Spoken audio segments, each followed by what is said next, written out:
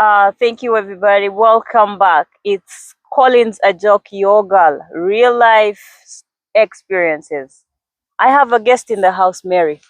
I'm so grateful to Me seeing too. you. Thank Thank you you for for having. coming. Thank you for having me. I'm so happy. Me too. I can't wait to have your story. Oh, that's I super can't sweet. wait to hear somebody say they were edified by what you said. Mm-hmm. What brings you to this show? Tell me a little background of who you are and what your story is like. I think this question is something that's always super intriguing to me because I come from a very multicultural society. I come from Pakistan. Pakistan has a very long history, but not just when it became Pakistan, because it was part of the subcontinent. Yeah. India and Pakistan were one, Oh. and so it has a very rich culture. Yeah. We have several religions there. We have all kinds of diversity in terms of even land. We have water and desert and mountains and all of it. So rich. Yes, it's all of it. So it's a beautiful place. And I come from a Christian family in Yeah. Pakistan, but Pakistan is an Islamic state. So, who I am is a question that's something that I have been trying to answer since I was a little kid. Okay. I remember being 5 years old and by my classmates being asked, "Hey, when are you going to convert? You should convert to Islam because um, that's how you'll go to heavens." And so that was the first ever time that I thought, what am I even? Okay, we shall be. Welcome back. So, Mary, here we are. Religious identity crisis. So, how does this affect you? When do you realize things are not right?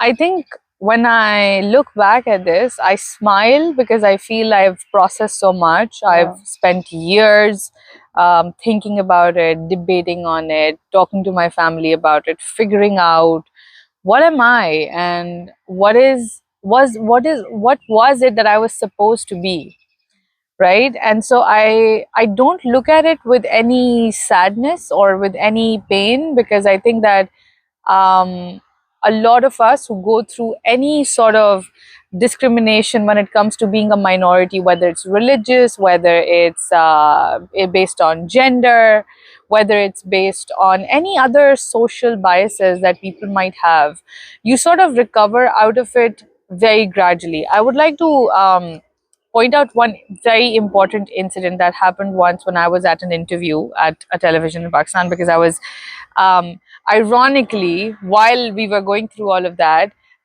or people would go through all of that, I studied psychology and sociology. I became a wellness consultant. I was working for big firms and companies, and it's a little harder for anybody who comes from a minority to sort of move that scale up, like go up and elevate to that level. Yes. So I became a subject matter expert for psychological and social issues, and I would be on television a lot of times. So at one interview, this other guest speaker, he said something like about a social issue, and he goes like, "So we're all Muslims here, and we all believe in Islam." So I didn't even register that there was something wrong with that. But the host immediately, she too was a Muslim, and she said, and a very influential host back home, she said, we must recognize that we live in a country that is very diverse, and no, we're not all Muslims, but whatever religion we have, this specific issue should be dealt like this. And after the interview, it was during the break, she goes like, "Mary, I'm so sorry that you had to, some people just don't think that when they're talking."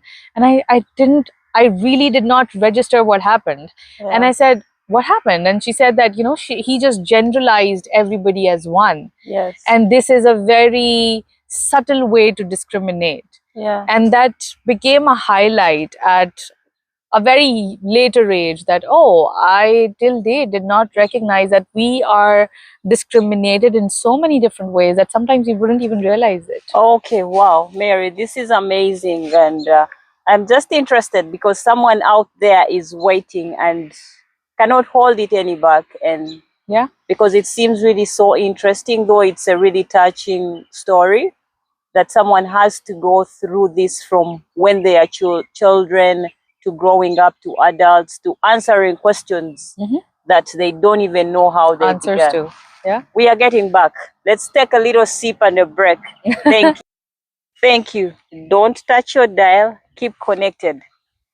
Collins Ajoki, your girl, still in the house with my guest Mary, still going. So Mary, here we are. How did being a minority, feeling like a minority, affect your identity and belonging back home? I would want to connect it with me being at home and me being here in Canada as well. Yes, amazing.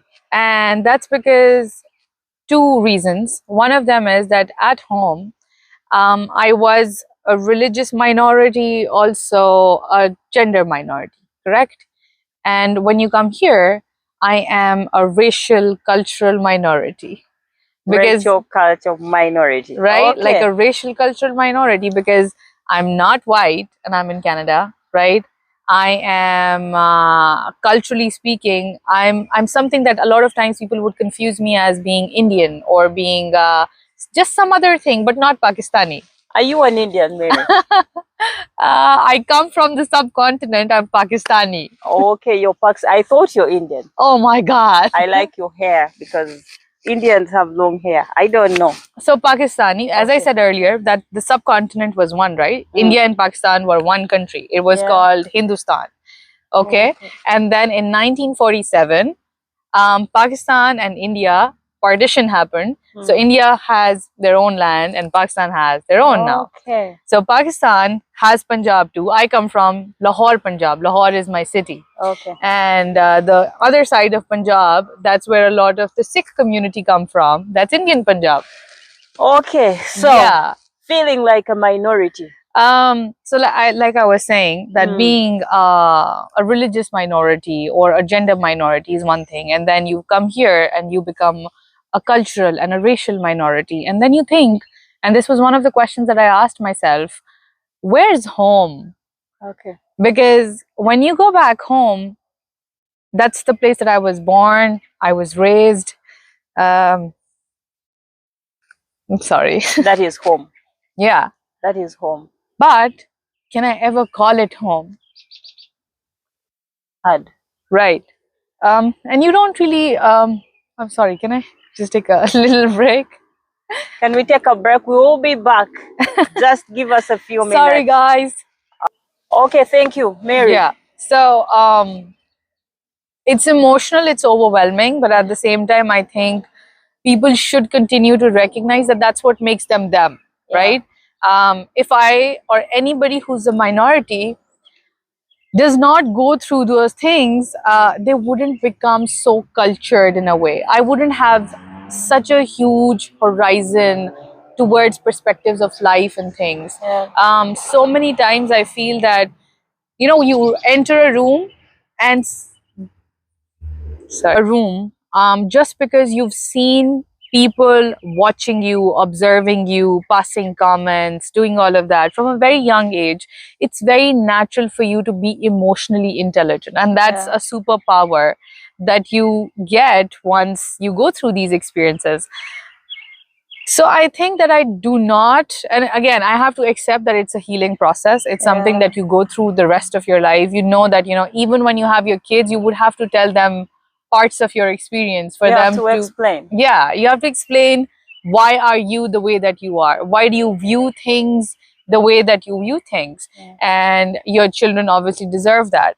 So I know that this is something that your identity, because that was the question, how it affected my identity. I think it will continue to be part of my identity. I don't know whether I should say that it has had a negative effect or a positive effect. It began with some confusion. It began with just chaos in your own mind, because you don't know what's right, what's wrong. You start questioning your parents, and sometimes they give you good answers, sometimes they don't. And then you're out in the world figuring out things yourself, wherever you are, whether it's back home, whether it's here. you're constantly explaining people.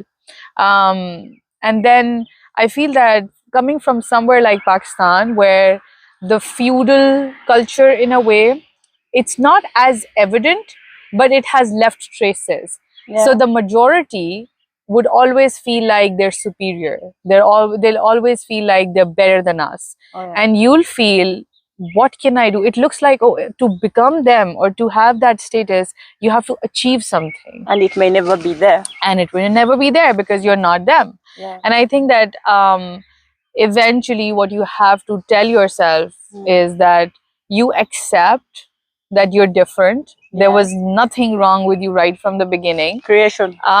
You were born in the family that you were born, and that's what it is. You don't have to become something. And I feel like whether it's relationships or just society in general, Yeah. the moment somebody tells you to change your identity, and I'm not talking about parts of your personality that could be negative, but your identity. Hey, I don't like that you're from Pakistan.